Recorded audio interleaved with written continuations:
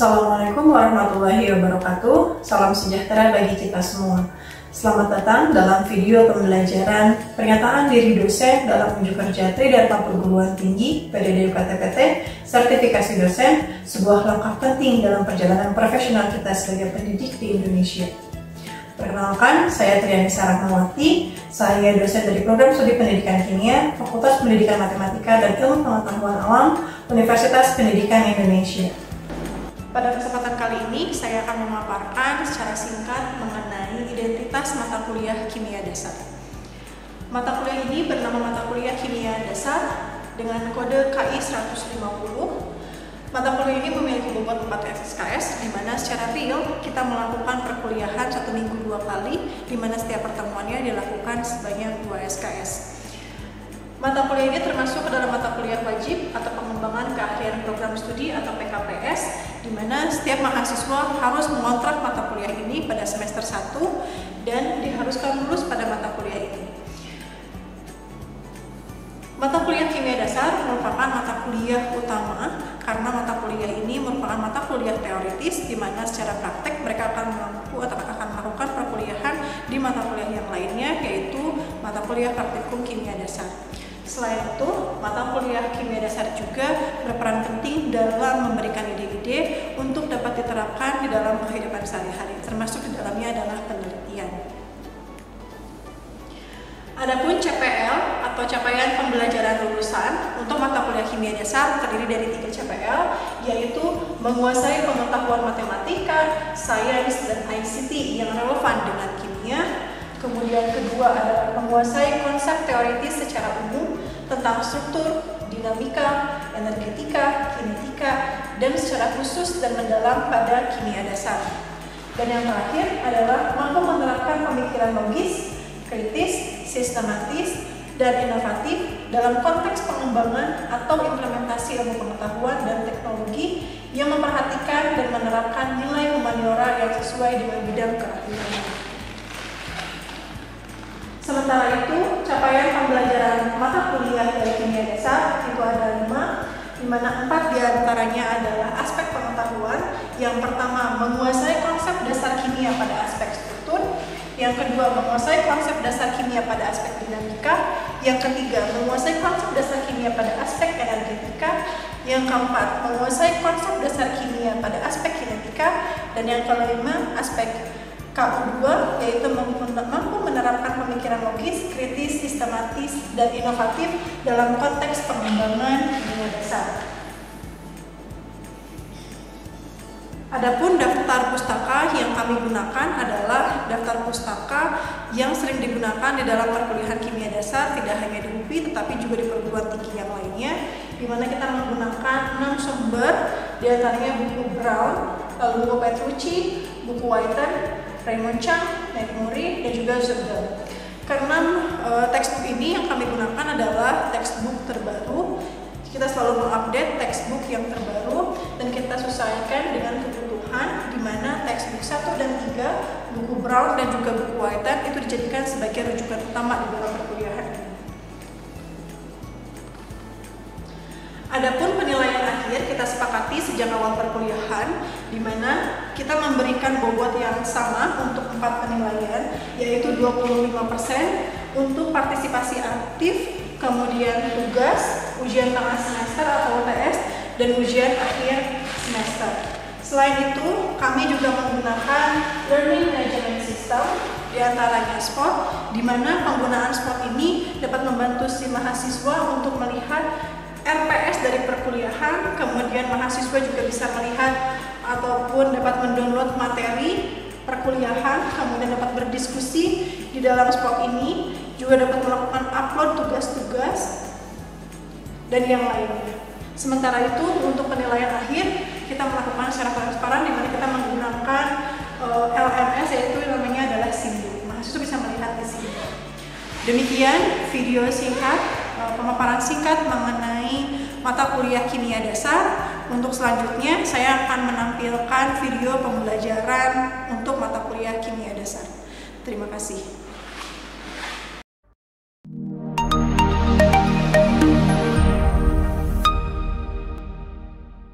Oke, Apa kabar semuanya? Alhamdulillah, baik Ibu. Hari ini kita akan lanjut perkuliahan kimia dasar. Pertemuan minggu lalu kita belum selesai, kita lanjutkan hari ini. Tapi sebelum kita mulai perkuliahan kimia dasar ini, kita berdoa terlebih dahulu. Berdoa sesuai kepercayaan masing-masing, dipersilakan. Berdoa selesai. Oke, saya lihat sih sudah lengkap semuanya, tapi betul sudah lengkap semuanya? Sudah Ibu. KM? Oke, sudah lengkap semuanya. Kita akan masuk ke pertemuan kita hari ini, yaitu masuk tentang kinetika kimia, yaitu penentuan hukum laju reaksi. Ya, jadi kita akan melanjutkan materi ini, dan untuk hari ini kita lihat CPL-nya adalah menguasai konsep teoritis yang berkaitan langsung dengan kinetika kimia. CPMK-nya ada di CPMK 4, yaitu menguasai konsep dasar kimia pada aspek kinetika. Lalu untuk sub CPMK-nya itu adalah kita bisa menerapkan pemikiran logis, kritis, kreatif terkait dengan aspek kinetika. Ya, dan untuk hari ini kita akan, yang seperti saya sampaikan tadi, bahwa kita belum selesai membahas topik kinetika kimia. Kemarin kita membahas, pekan lalu membahas tentang sifat reaktan, betul ya? Dan sekarang kita akan membahas tentang konsentrasi reaktan. Bagaimana ekspresi hukum laju reaksinya. Gitu ya. Nah, ada yang masih ingat tidak? Pekan lalu kita membahas tentang apa? Nabila. Membahas mengenai pengenalan laju reaksi, yaitu faktor-faktor yang mempengaruhi laju reaksi. Yang pertama itu sifat reaktan. Faktor yang mempengaruhi sifat reaktan itu adalah permukaan bidang, di mana semakin luas permukaan bidang reaktan, semakin banyak area partikel tersebut yang akan bertumbuh sehingga mempercepat laju reaksi. Lalu ada fasa. Contohnya seperti bahan bakar, dalam fasa gas akan lebih mudah meledak langsung dibandingkan dengan fasa cairan gitu. Fasa cairan itu biasanya terbakar terlebih dahulu baru meledak. Jadi bahwa yang tadi disampaikan oleh Nabila itu faktor-faktor yang mempengaruhi laju reaksi dari segi reaktan itu tidak hanya luas permukaan sentuh. Saat kalian di SMA mungkin disebutkan bahwa faktor-faktor yang mempengaruhi laju reaksi itu ada 4 biasanya gitu kan ya, konsentrasi, luas permukaan sentuh, katalis, dan suhu. Bahwa sebetulnya tidak hanya ini, dari reaktan pun ternyata banyak faktornya. Tadi yang disebutkan oleh Nabila, ada apa saja? Luas permukaan sentuh, terus apalagi alotropnya, masanya, dan lain-lain. Bahan bakar itu contoh yang familiar ya, betul ya. Jadi kita melihat bagaimana bahan bakar di fasa solid itu berbeda, liquid ataupun di gas itu akan sangat berbeda kemampuan kecepatannya dia dalam meledakan. Kan kalau kalian ada di pom bensin, gitu ya, di pom bensin itu dia kan gas ya, jadi ada sulutan api sedikit saja terjadi ledakan. Tapi kalau misalnya bentuknya adalah cairan, ada sulutan api ya membakar dulu, tidak langsung terjadi explosion. Artinya apa? Bahwa fasa walaupun senyawanya sama ternyata mempengaruhi sekali terhadap laju reaksinya, gitu ya.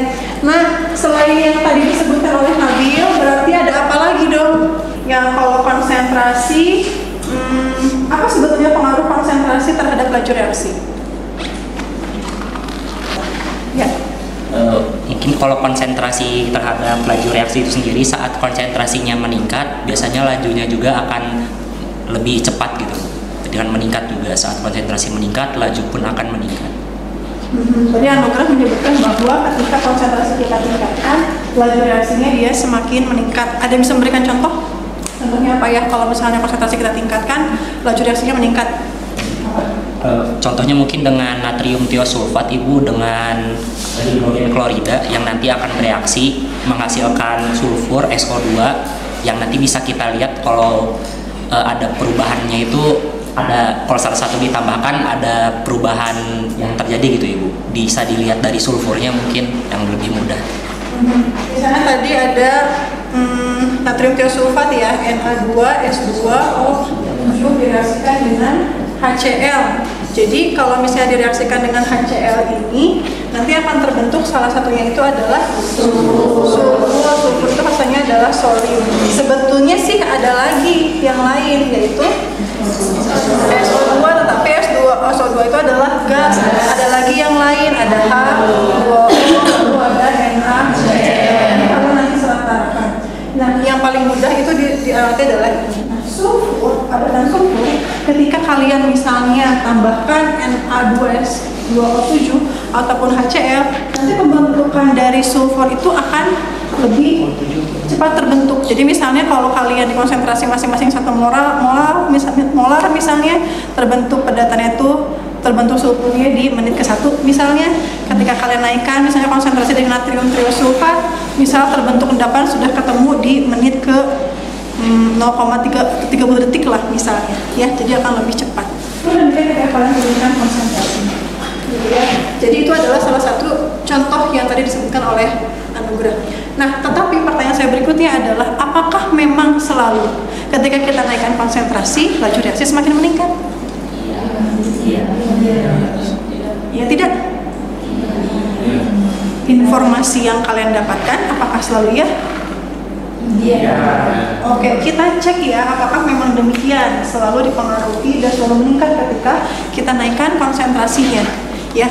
Nah, bentuk hukum atau ekspresi hukum laju reaksi itu biasanya dituliskan dalam bentuk seperti ini. Saya yakin kalian tidak asing dengan ekspresi seperti ini, yaitu ditunjukkan dengan V itu adalah laju reaksi, K itu adalah tetapan laju reaksi, A itu adalah konsentrasi, B juga konsentrasi, X dan Y itu adalah reaksi. Saya tanya dari sisi laju reaksi, apakah satuan yang saya tuliskan ini selalu molar per second?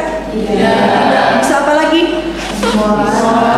Bisa mol per second. Lalu bisa apa lagi?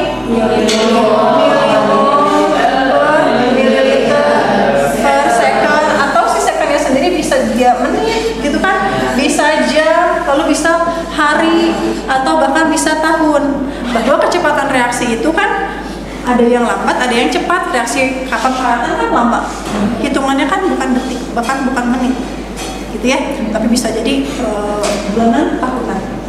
Kalau misalnya satuan dari order reaksi ada tidak? Tidak ada. Konsentrasi tapi selalu molar, betul? Bisa apa lagi? Liter, tadi mililiter, dan seterusnya. Atau misalnya kan ada juga molal, gitu kan ya? Banyak sekali variasi yang bisa kita gali untuk satuan-satuan ini. Oke, nah ini adalah bentuk hukum laju reaksi. Jadi kalau misalnya ditanyakan bagaimana hukum laju reaksinya, minimal komponen-komponen ini harus ada. Gitu ya. Nah, K ini adalah tetapan laju reaksi, ini sangat dipengaruhi oleh yang namanya suhu. Jadi ketika kalian bekerja di suhu yang berbeda, K-nya akan berbeda. Gitu ya. K-nya akan berbeda. Jadi tidak boleh kalian lakukan di suhu yang berbeda. Sehingga kenapa kalau di lab itu kalian praktikum nanti harus selalu mengecek tekanan dan juga suhu. Karena tekanan dan suhu sangat mempengaruhi, terutama nilai tetapannya. Ya, sampai di sini ada yang ditanyakan? Nah, yang sering terjadi miskonsepsi juga karena kita belajar kimia, jadi saya harus menyampaikan miskonsepsi yang sering muncul di anak-anak SMA ketika belajar laju reaksi. Itu adalah seringkali mereka menyamakan antara koefisien reaksi dengan order reaksi. Ya, bahwa sebetulnya tidak ada cara lain untuk menentukan order reaksi yang real kecuali dengan cara eksperimen. Jadi kalau kalian punya persamaan reaksi lalu kalian setarakan, koefisien reaksi itu bukan berarti laju order reaksi. Contoh misalnya pada 4 reaksi yang saya perlihatkan di sini. Reaksi yang pertama dekomposisi misalnya. Lihat koefisien reaksi dari NO-nya berapa? 3. Tapi di sini 2. Kan berbeda ya, oke? Lalu di sini 2 dan 1, tapi di sini 1. Lalu yang nomor 3 2, terus di sini 2, pas sama. Yang keempat 1, 3, 2. Bahkan di sini tidak ada order reaksi untuk H plus. Ya, artinya H plus itu artinya 0. Jadi memang benar bahwa koefisien reaksi itu tidak mencerminkan order reaksi. Ya, itu informasi yang harus kalian perbaiki ketika kalian sudah masuk di kuliah kimia dasar. Lalu berikutnya, bagaimana cara kita menghitung hukum laju reaksi? Misal di sini saya mengambil contoh dari bukunya Whiten. di bukunya Whitehead ini diperlihatkan salah satu contoh misalnya bagaimana menentukan reaksi dari data yang diperlihatkan ini. Cara menentukannya adalah kalian ambil dua data eksperimen. Misalkan menentukan order reaksi dari reaktan A, maka kalian ambil dua data eksperimen. Karena mau menentukan order reaksi yang A, maka cari yang reaktan B itu yang konsentrasinya sama. Gitu ya, cari yang konsentrasinya sama. Pun demikian kalau mau mencari order reaksi yang B, cari yang konsentrasi dua data di A-nya itu adalah sama. Yang mana kalau begitu? Untuk yang mana? Ini 23 terus 13 ya. Oke, kita coba sekarang hitung. Saya hanya akan menghitung salah satu dulu saja. Misal untuk penentuan order A. Ya, kita membandingkan data 2 dan 3. Berarti kan hukum laju kedua dibandingkan dengan hukum laju 3 sama dengan di sini kan ada K2 itu di sini. Lalu di sini ada konsentrasi dari A gitu kan ya. Lalu B gitu ya. Per konsentrasi dari A Y B Y. Ya, 9 kali 10 pangkat min 4 satuannya apa?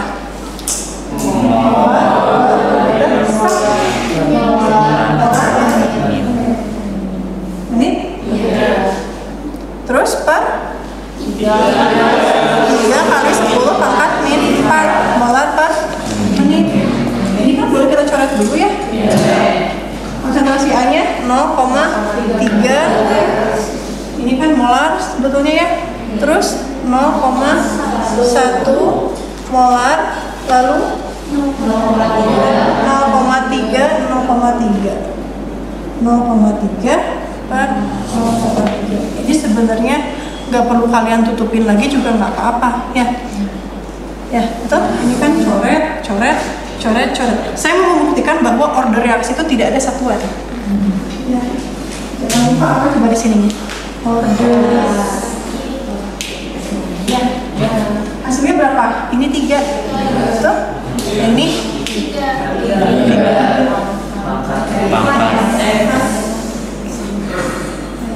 Sehingga X-nya sama dengan 1. Oke? Kalian bisa lakukan perhitungan yang sama untuk menentukan order reaksi yang berbeda. Caranya persis sama. Kalian gunakan misalnya data 1, 3 dan data berikutnya. Kerjakan di rumah. Ya, ada 2 contoh soal. Saya ambil dari buku Whitehead dan juga Brown. Siapa yang mau mencoba mengerjakan di depan? Ini Dinda, Suci. Ini deh, Dinda dan Suci. Depan. Suci mau mengerjakan yang mana? Yang buku Brown. Oke, Dinda. Oke, Dinda sebelah sana, Suci sebelah sini. Merisha. Nah, sudah selesai. Oke, terima kasih. Kita bahas dulu. Kalau dilihat di sini ada yang menarik. Order yang diperoleh adalah order X-nya adalah negatif 2, kemudian Y-nya adalah 1. Oke, apa maknanya? Tadi kan dapetnya positif ya? Kalau negatif berarti gimana? Kalau lihat dari sini kan 2 pangkat X sama dengan 1/4. Jadi kalau misalnya kalian mau tambahkan reaktan X itu berapa kali lipat misalnya, apakah laju reaksinya semakin meningkat? Tidak, justru dia berkebalikan ditunjukkan dari data ini. Ya, jadi ada order negatif itu dan bukan hanya perhitungan, tapi realnya pun memang ada. Gitu ya. Dan di sini diperoleh order totalnya adalah tetap order negatif, yaitu negatif 1. Artinya reaktan ini cenderung ketika misalnya kita akumulasikan dia akan lebih lambat. Kecuali misalnya kita buat tetap yang ini kita buat tetap terus, lalu yang B-nya ditambahinnya banyak banget. Itu memungkinkan untuk lebih cepat. Gitu ya. Oke, kita lihat yang ini. Ini ordernya positif semua ya? Positif semua, sama tidak jawabannya dengan kalian? Dapat ordernya udah totalnya 2, ordernya masing-masing 1, dapat nilai K dan dapat nilai laju reaksinya sekian. Oke, yang menarik di sini adalah sudah ada satuan untuk K-nya dan laju reaksinya sudah ada satuan. Saya suka dengan ini. Pertanyaan saya adalah kalau kita punya order total yang berbeda, ini kan order totalnya adalah 2 ya? Kalau order total yang berbeda, satuan K-nya bisa berbeda tidak? Bisa. Kenapa bisa berbeda? Karena pangkat konsentrasinya kan jadinya berbeda ya?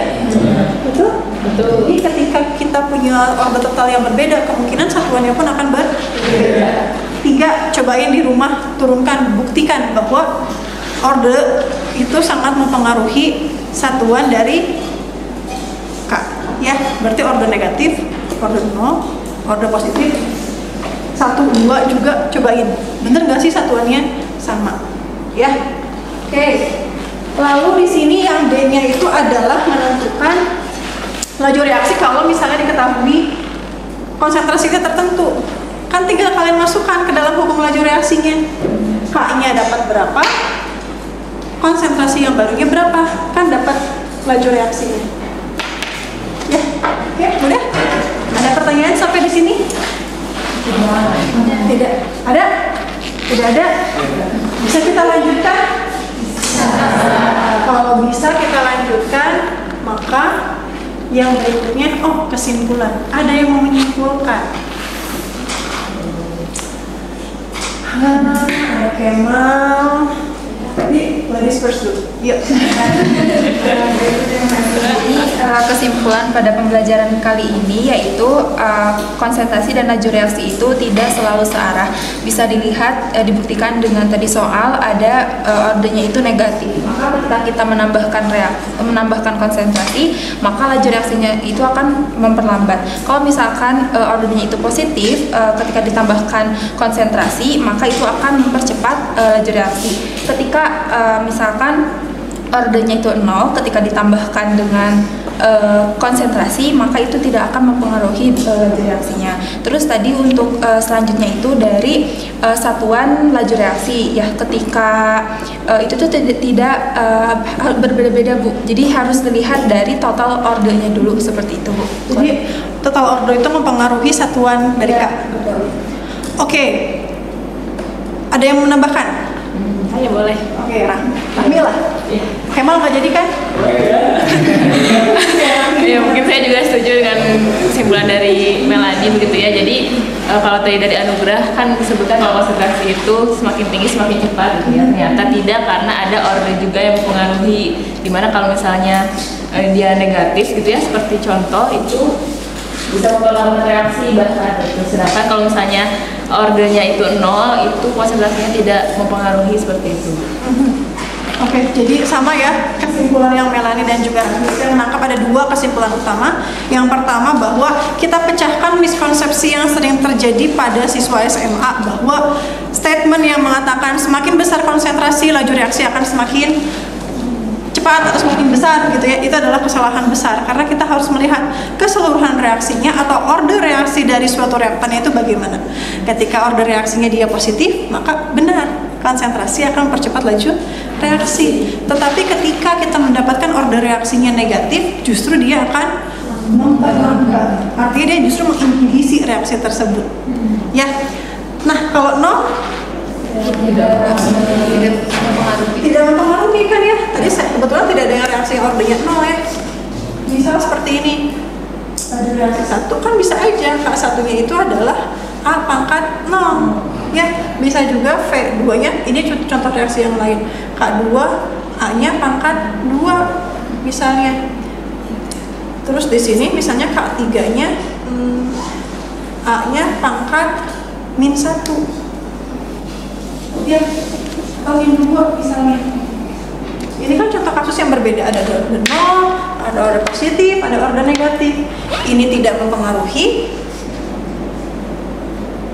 Kalau ini mempercepat,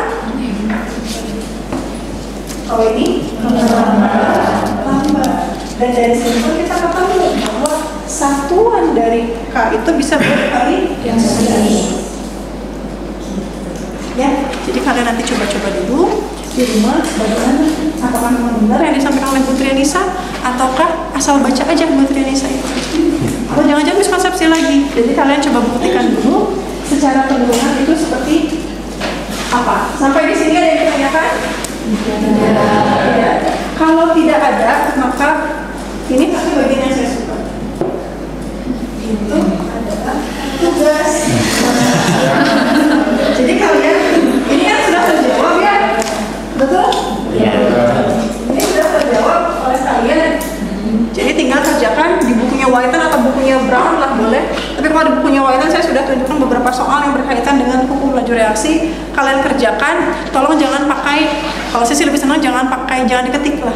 Kemudian tulis tangan oleh kalian, lalu kalian scan, nanti kalian upload ke, saya sudah siapkan di LMS kita, di Spot, pada kita pakai Spot, jadi kalian bisa unduh materinya di sini. Saya sudah masukkan materinya, lalu unduh tugas kalian, upload tugas kalian di sini. Ya, saya kasih waktu pengerjaannya 1 minggu, dimulai dari hari ini tanggal 10 jam 12 sampai dengan tanggal 16. Kalian scan tulisan kalian sendiri ya, tolong jangan diketik, apalagi pakai ChatGPT. Karena ChatGPT itu copy langsung keluar. Ya, jadi harus tulis tangan supaya makin nempel. Karena kalau saya tipenya tipe orang visual, terus baik kinestetik juga. Jadi kalau misalnya dipraktekkan itu lebih mudah. Apalagi diajarin ke temannya, pasti itu akan lebih nempel lagi. Jadi Bani nggak usah sedih, minta aja nanti Nabila, Azmi, misalnya Merisha, misalnya untuk mengajarkan, ya, dan nggak perlu malu untuk bertanya. Kalau kalian bertanya pada saya pun boleh, nanti ketemu di live, ketemu dimanapun, kalian boleh bertanya. Ya, oke. Kalau tidak ada pertanyaan, tidak ada. Kalau gitu, evaluasi. Silakan kalian scan barcode ini atau kalian klik link ini untuk evaluasi pembelajaran kita hari ini terkait dengan hukum laju reaksi. Saya linkkan ke Google Form dan bentuk soalnya adalah masih pilihan berganda, jadi masih memungkinkan untuk kalian coret-coret mengikuti catatan kalian sendiri. Ya, sudah selesai?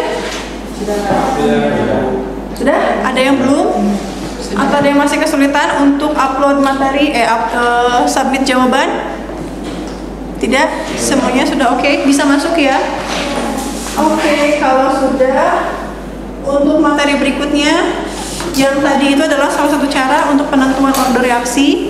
Untuk materi berikutnya adalah metode lain yang dapat kita gunakan untuk menentukan order reaksi dari suatu reaktan.